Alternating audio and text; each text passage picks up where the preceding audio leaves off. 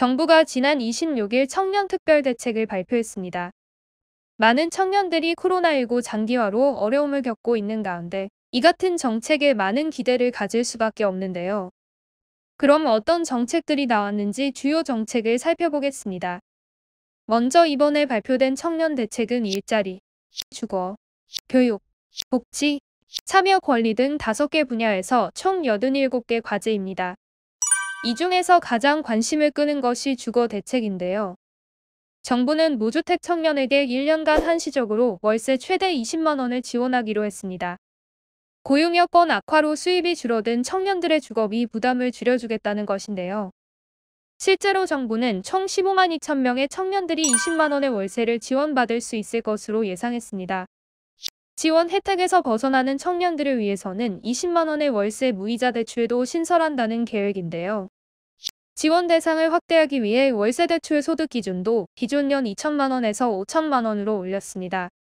청년들의 연소득에 따라 자립지원 대책도 차별화를 뒀는데요. 먼저 생활에 가장 어려움을 겪고 있는 연소득 2,400만 원 이하 청년에게는 청년 내일 저축계좌를 도입하기로 했습니다. 저축액은 월 10만 원으로 이에 정부가 1에서 3배를 매칭해 3년 만기 후 최대 1,440만 원을 수령할 수 있습니다.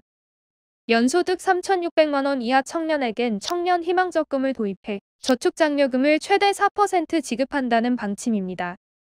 연소득 5천만 원 이하 청년에게도 청년형 소득공제 장기펀드를 적용해 펀드 납입액의 40%를 소득공제해줍니다. 교육 부분에서는 반값 등록금 실현과 고졸 청년의 취업지원 강화를 위한 지원 방안 등이 담겼습니다.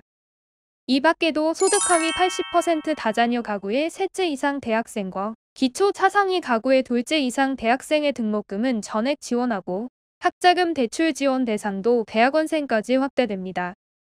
직업계고의 경우 취업연계 장려금 500만 원을 지원합니다.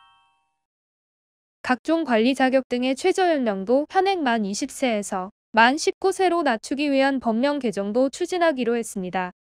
이 같은 청년특별대책은 보완사항을 거쳐 2022년 청년정책 시행계획에 반영 후 추진할 계획입니다.